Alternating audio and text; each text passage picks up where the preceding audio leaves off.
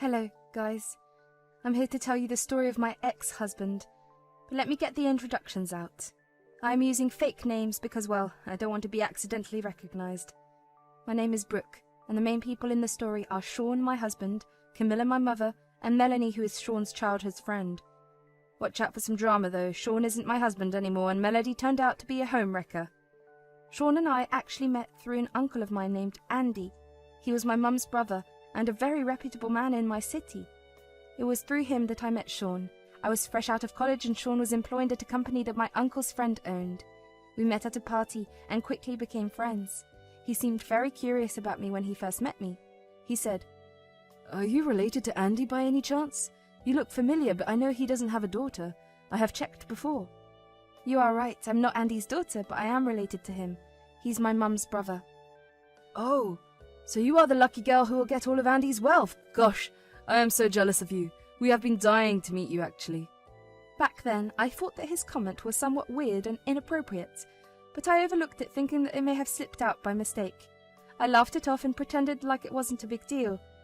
Yes, most people knew about my impending inheritance from Andy. He was unmarried and had no children, so he had willed it to me. I was staying close to him to learn everything from him. I had a job, but still helped around his estate. So when Sean mentioned knowing about my inheritance, it didn't strike me as odd. I should have been more careful, guys. I was young and fresh out of a bad breakup. Sean was actually a very respected man who was loved by the whole community near us. So I was also easily swayed by his sweet talk. The only problem I had with him was his childhood friend Melanie. She was very rude to me and often interrupted our dates. When I talked to Sean about it, he said, "Melanie is like that, Brooke. You know she's my childhood best friend. We also work together, so we are super close." "I understand that, Sean, but she is super rude to me. I think she likes you or something. It makes me super uncomfortable. Please tell her to stop interrupting our dates and being rude to me." "Don't be so harsh on her, Brooke. She's single and lonely. She just wants to hang out with us. I can't change her behavior, but I will talk to her about it." Well, he never did, because Melanie continued to be a pain in my butt. Sometimes she would go out of her way to be sweet to me, but most of the time she made fun of me and insulted me. Sean always told me to adjust with her. Guys, I tried, but Melanie hated me. It became much more apparent when me and Sean got married. Melanie said, "Just because you married him, that doesn't mean he is yours. I am and always will be his first priority. He'll always choose me over you." Melanie, I'm tired of being nice to you. If you're so determined to hate me, I will not put in the effort anymore. And you know what? I am Sean's wife, so I'll be his first priority from now on. "Oh, we will see about that, Brooke. You better not get your hopes up. I'm saying this for your own good. Enjoy the marriage while it lasts." I was pissed at Melanie for saying these things. Sean and I were supposed to be madly in love. I was supposed to be his first priority, and I would be. That's what I always thought. Well, I was wrong. As soon as we got married, Sean started to spend a lot of time with Melanie. They were always hanging out together and never let me join in. I insisted and said, "Hey, Sean, we go out today? I feel bored at home. We can have a date night like before we married. It'll be perfect." "I'll pass, Brooke. I'll be going out with Melanie. Don't wait for me. I will have dinner with her." "But it's been so long since we've had a date. Sean, we've been on 2 dates in the last 3 months. At least take me along with you." "How can you be so selfish, Brooke? You're at the house. I can see you all the time. Melanie is alone and doesn't have anyone. She needs me more. I can't bring you along. She feels uncomfortable because of your hostility towards her."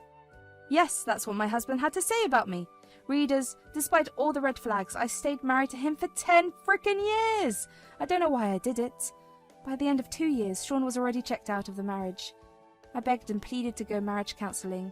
I didn't want to be divorced, but Sean never listened.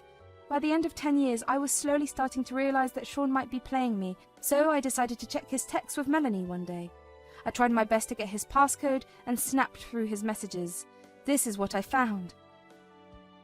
"I hate keeping our relationship secret, Sean. I hate Brooke, and seeing you with her breaks me. How long do we have to put up with this act?" "Don't worry, Melanie. It's only a matter of time. Brooke's uncle is very sick, won't be alive for a long time. Once he dies, most of his assets will go to Brooke. That man loves my wife like his own daughter." "But what does it have to do with us, Sean? I don't like to be your mistress. I want to marry you and have a family with you." "I want that too, dear Melanie. I have plans for Brooke. I'm going to put my hands on her inheritance. Once she gets the money, I'll ask for a divorce. I'll say that she is a horrible wife and abuses me mentally. Everyone will believe me because they think I am a good man. In the divorce, I'll get half of it. We'll have a great life with the money. Oh my god, this is your plan? I doubted you for nothing. You really think about our future a lot. I hope Brooke's uncle passed away soon. That witch will lose everything at one go. Oh, it will be hilarious. I can act like the childhood sweetheart who heals your broken heart. People will call us the ultimate couple. The way they talked about me made my blood boil. I thought that finding proof of their cheating would break me inside, but it just made me super angry. I had my doubts about the two of them for a while, but Sean was manipulating me into thinking that I am crazy. All these texts between them made me feel victorious. I have had enough of being manipulated and treated like crap. I was done. I quickly took screenshots of their texts and saved them on my phone. I then deleted those screenshots so that Sean doesn't suspect anything. Then I went straight to my mum for help. I knew that I didn't have the mental stability or patience to execute a solid plan for revenge. I needed my mum. I went to her place and showed her everything. She was shocked and said, "I can't believe this, Brooke! Your husband really is a vile and disgusting person. I thought he was a good guy, but he's a freaking snake." I know, Mum. Everyone thinks he's such a great guy. At this point, I'm not even sure anyone would be on my side if I leave him. You know what? You think he is cheating on you and using you for money, right? I'll bait him into revealing his true face. That way you can get rid of him and everyone will know what a piece of crap he is. That is a great idea, Mum. He thinks he can get away with manipulating me. He has it all wrong. I will show him who he has messed with. He will regret this. That's my girl. Let's just go over the plan and make sure we don't miss anything. You will get this opportunity just once. We have to be careful. So me and Mum went through all the details of our plan. I knew for a fact that Sean was cheating on me and using me for money, but I couldn't prove it in any way. But now I finally have a solid plan to catch him in the act. I decided to execute my plan at our 10th wedding anniversary. We had already planned a big celebration and everyone, including Melanie, would be there. It was my perfect chance to ruin them in front of everyone. The day of the anniversary came and we were all having a good time. Sean was trying to sneak off with Melanie a couple of times, but someone or the other was interrupting him. Honestly, it was hilarious to see how hard he was trying to make a good impression on people by entertaining everyone. In a few minutes, everything will come crashing down around him.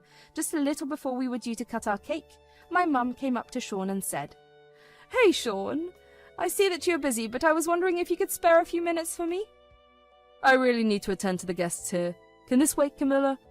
I'm afraid I need to talk to you right now. It'll only take 5 minutes. Brooke can stay here and entertain the guests. All right then, let's go. I'm curious to know what you want to say. Sean and my mum left to go to the balcony. I knew for a fact that my mum was recording the conversation.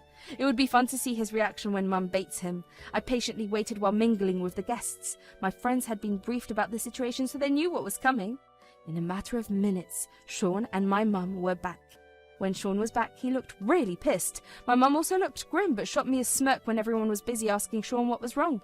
Even Melanie said, "Sean, why do you look so upset? Did Camilla say something to you? Today's your anniversary. You shouldn't be upset. Tell me what happened." Yeah, Melanie, I'm super upset. Everyone, I have an announcement to make. There will be no celebration today. The wedding and marriage is over. I'll be divorcing Brooke. What do you mean, Sean? I'm confused. We're having our 10th anniversary and you asking for a divorce? That's ridiculous. Don't try to act naive, Brooke. You know I have been unhappy with you for a while now. You've been mooching off me and using me for money. I am done with your antics. I know that you have no inheritance and plan to live off on my income. I won't allow that. We are over. Oh my god, I had a feeling that Brooke is with you for money. I was honestly hoping that she turns out to be a good person. How could you do this, Brooke? You have been taking advantage of Sean. I'll support Sean in his decision. I've had my doubts for a while. Hearing their accusations at me really made me laugh out loud. Sean and Melanie's words had already shocked everyone. People who knew me had no doubts that something didn't add up. However, most of their friends and colleagues were eyeing me with disgust. Everyone around me looked super confused when I started to laugh. Even Sean and Melanie were eyeing me with suspicion. Sean said, "Why the hell are you laughing, Brooke? This is ridiculous!" Look at her, everyone. Look how shameless she is. Instead of defending herself or crying to have her husband back, she is laughing. This just shows how horrible Brooke truly is. Your words have made me laugh, Melanie. You and Sean do make a great team, to be honest. And why the hell would I cry to have my cheating and gold-digging husband back? I'm not that stupid. How dare you level such insane accusations against me? Everyone here knows how respectable I am. I work at a prestigious firm and have a great reputation. Yes, yes. Why are you trying to ruin Sean's reputation? You're such a witch, Brooke. You want revenge against Sean for divorcing you? Oh, Melanie, I don't want revenge against Sean for trying to divorce me.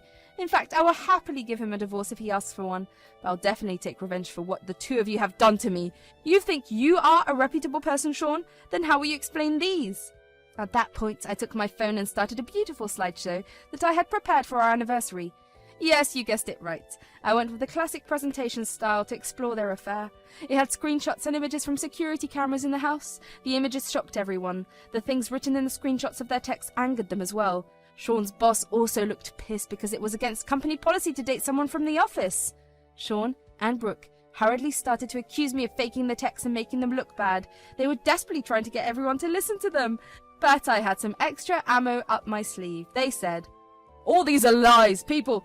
Please don't believe this. Melanie and I are very good friends. She can't stand how close we are, so she's trying to spoil our images."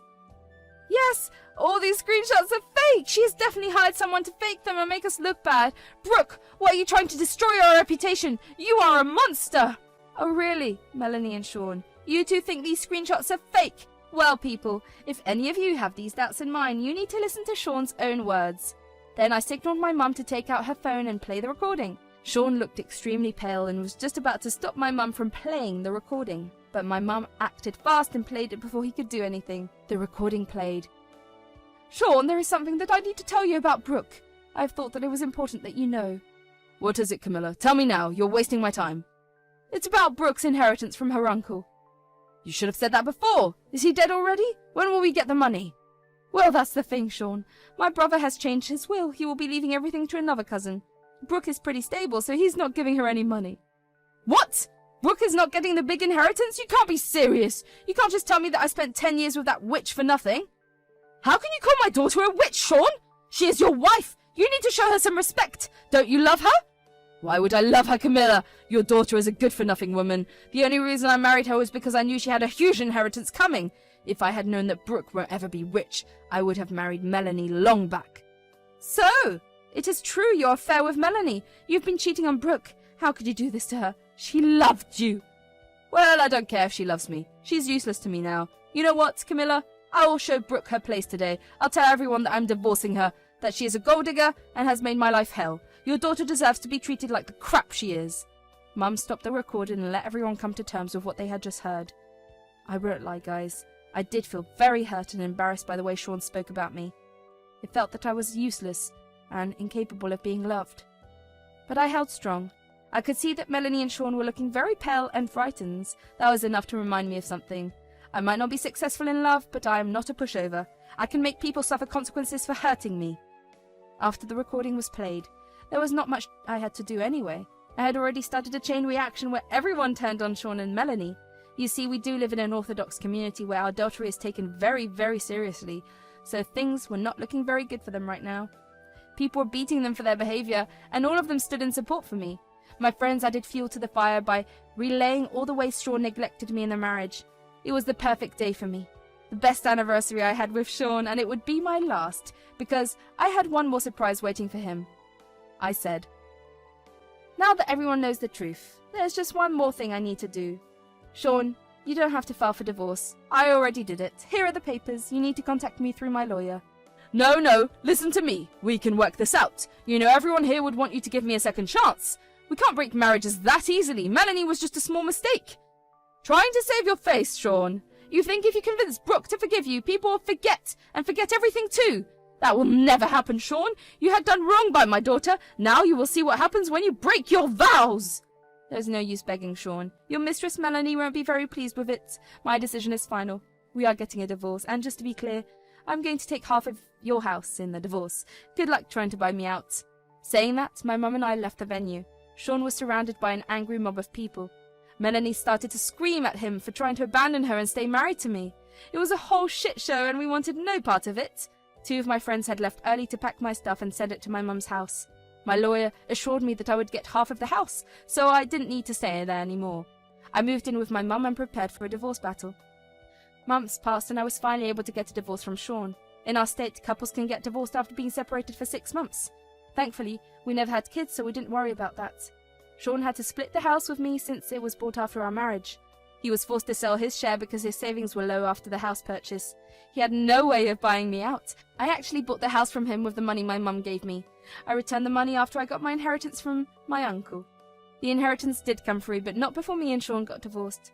With great care, we were able to keep my uncle alive for a while longer. It was another slap in Sean's face since he wanted my uncle gone soon. Let's talk about Melanie next. Well, Sean did try to get back with me after I filed for divorce. He wanted to preserve what little image was left of him. Melanie hated it and proceeded to break up with him. Sean didn't care because they had other things to worry about. Shortly after we got divorced, their boss fired them from work. He was actually a good friend of my uncle and understood the situation. He kept Sean employed till the divorce so that he can't claim alimony from me. So Sean and Melanie have broken up and have been fired from their jobs. Last I checked, Sean was planning to move to another state since no one liked him here anymore.